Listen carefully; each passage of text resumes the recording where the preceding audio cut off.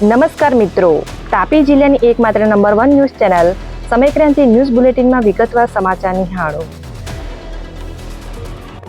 વ્યારા તાલુકાના ટીચકપુરા નજીક ટ્રક ચાલકે કારને ટક્કર મારતા અકસ્માત સર્જાયો. તાપી જિલ્લાના વ્યારા તાલુકાના ટીચકપુરા નજીક ગુરુવારના રોજ 2:15 કલાકની આસપાસ ટ્રક અને કાર વચ્ચે અકસ્માત સર્જાયો હતો, જેમાં મહારાષ્ટ્ર પાસિંગની કારને નુકસાન થતા મામલો વ્યારા પોલીસ મથક ખાતે પહોંચ્યો હતો. જો કે અકસ્માતમાં કોઈને ઈજા થઈ હોવાના સમાચાર પ્રાપ્ત થયા નથી. સોંગઢ સહિતના વિસ્તારમાં પડેલા વરસાદ વચ્ચે મીંઢોળા નદીમાં પાણી આવતા ચીખલી તરફનો માર્ગ પાણીમાં ગરકાવ. તાપી જિલ્લામાં ગુરુવારે દરેક તાલુકામાં વરસાદ પડ્યો હતો, જેમાં ગુરુવારે સાંજે 6 કલાક સુધીમાં સોંગઢ તાલુકામાં 98 mm વરસાદ પડતા મીંઢોળા નદીમાં પાણી આવતા વ્યારાથી ચીખલી તરફ જતો માર્ગ પાણીમાં ગરકાવ થયો હતો, જેને લઈ વાહન ચાલકોની સમસ્યામાં વધારો થયો હતો.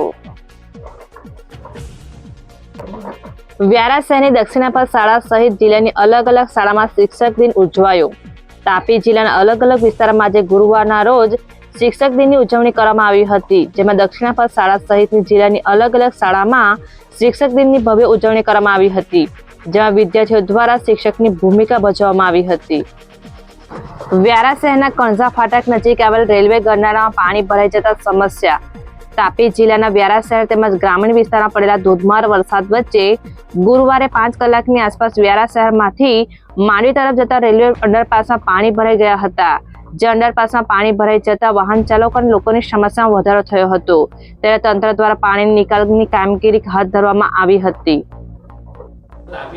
સોંગઢ શહેરના રંગ ઉપવન હોલ ખાતે મંત્રીની હાજરીમાં વન મહોત્સવ કાર્યક્રમ યોજાયો. તાપી જિલ્લાના સોંગઢ શહેરના રંગ ઉપવન હોલ ખાતે ગુરુવારના રોજ 11 કલાકની આસપાસ મંત્રી કુંવરજી હળપતિની હાજરીમાં વન મહોત્સવ કાર્યક્રમ યોજાયો હતો, જેમાં વૃક્ષારોપણ કરી ગ્રામ પંચાયતોને સહાયના ચેક અર્પણ કરવામાં આવ્યા હતા, જે અંગે મંત્રી દ્વારા માહિતી અપાઈ હતી. સમગ્ર તાપી જિલ્લાની અંદર 3 થી 4 જેટલા અભિયાનો વૃક્ષ વાવો અને એના માટેનું એક અભિયાન ચલાવ્યું છે. તેના ભાગરૂપે અમે વૃક્ષારોપણ કર્યું છે અને સાથે સાથે દેશના વડાપ્રધાન નરેન્દ્રભાઈ મોદી સાહેબની જે નીમ છે એક પેડ માં કે નામ, એને પણ અમે આગળ ધપાવીને ઘર દીઠ તમામ લોકો એક વૃક્ષની વાવણી કરે અને વાવણી કરીને એને જતન કરે અને મોટું કરે, એ દિશામાં અમે આજે અહીંથી સંદેશો આપ્યો છે. વ્યારા શહેરમાં ધોધમાર વરસાદ વચ્ચે માલીવાડ અને આશીષનગર નજીક માર્ગ પર પાણી ભરાતા સમસ્યા. તાપી જિલ્લાના વ્યારા શહેરના ગુરુવારના રોજ 4 વાગ્યાની આસપાસ ધોધમાર વરસાદ શરૂ થતા માર્ગો પર પાણી થઈ જવા પામ્યા હતા, જ્યાં માલીવાડ નજીક તેમજ આશીષનગર નજીક માર્ગ પર પાણી ફરી વળતા નગરપાલિકાની પ્રી મોન્સૂન કામગીરીના દાવા પોકળ સાબિત થયા હતા. પાણી ભરાઈ જતા વાહન ચાલકોની સમસ્યામાં વધારો થયો હતો. તાપી જિલ્લા પોલીસ ભવન ખાતેથી ડીવાયએસપી દ્વારા ઠગાઈના આરોપીઓ અંગે માહિતી આપી. તાપી જિલ્લાના વાલોડ તાલુકાના ભીમપોર ગામના ગરીબ લોકોના બેંકમાં ખાતા ખોલી કરોડો રૂપિયાનો વ્યવહાર કરવાના પ્રકરણમાં પોલીસે 3 વ્યક્તિને ઝડપી લેતા 1 કલાકની આસપાસ ડીવાયએસપી પ્રમોદ નરવડે દ્વારા માહિતી અપાઈ હતી. આ કામે જે આરોપીઓ છે નરેશભાઈ ભીમજીભાઈ ચૌહાણ તથા અમિતાબેન નરેશભાઈ ચૌહાણ તથા અન્ય એક આરોપી જેમને આ કામના ઉપરોક્ત બંને આરોપીઓએ ડોક્યુમેન્ટ પૂરા પાડેલા એવા રૂજલ અનિલકુમાર શાહ, રહેવાસી ગેલેક્સી એપાર્ટમેન્ટ ઇન્ડોર સ્ટેડિયમ પાસે ઘોડદોડ રોડ સુરત નાઓની ગઈકાલે ધરપકડ કરવામાં આવેલ છે.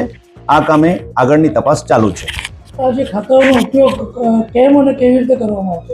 આ કામે આ જે એકાઉન્ટ જે છે એ જુદી જુદી 4 બેંકોમાં ખોલવામાં આવેલ છે અને આ બેંકોમાં જે એકાઉન્ટ ખોલવામાં આવેલ છે તેમાં આ કામના આરોપીના પોતાના તથા તેમના અન્ય મિત્રોના એકાઉન્ટમાંથી નાણાં ટ્રાન્ઝેક્શન થયેલ હોવાની હકીકત તપાસ દરમિયાન ફલિત થયેલ છે અને આ ઉપરાંત આ એકાઉન્ટનો ઉપયોગ ટ્રેડિંગ માટે પણ શેર બજારમાં કરવામાં આવેલ હોવાનું પ્રાથમિક તપાસ દરમિયાન ફલિત થયેલ છે અને કુલ 10 જેટલા ખાતામાં હાલ 3,71,68,564 રૂપિયાના ટ્રાન્ઝેક્શન મળી આવેલ છે. અન્ય બેંક ખાતાઓની તપાસ ચાલુ છે. ઉકાઈ ડેમના 9 દરવાજા ખોલી તાપી નદીમાં પાણી છોડવામાં આવ્યું. તાપી જિલ્લાના ઉકાઈ ડેમના 9 દરવાજા ખોલી તાપી નદીમાં પાણી છોડવામાં આવતા કાંઠા વિસ્તારના ગામોને સાવચેતીના ભાગરૂપે એલર્ટ કરાયા છે. હાલ ડેમમાંથી 1,11,000 ક્યુસેક જેટલું પાણી ગુરુવારના રોજ 11 કલાક સુધીમાં છોડવામાં આવ્યું હતું. ડેમ 80% વધુ ભરાઈ જતા દક્ષિણ ગુજરાતના ખેડૂતો અને લોકોમાં રાહત થઈ છે. તાપી જિલ્લાના સેવા સદનના હોલમાં કલેક્ટરની હાજરીમાં પ્રવાસન વિકાસ સમિતિની બેઠક યોજાઈ.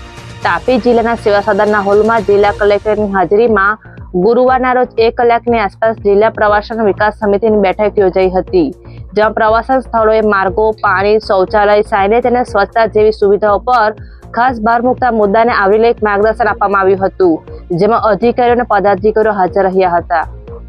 સમય ક્રાંતિ ન્યૂઝ ચેનલમાં તાપીના સમાચાર મેળવવા માટે ચેનલને યુટ્યુબમાં જઈ સબસ્ક્રાઇબ અવશ્ય કરી લેશો અને લિંક તમારા મિત્રો પર શેર કરશો. આવતીકાલે ફરી મળીશું નવા સમાચાર અને અપડેટ સાથે. આભાર.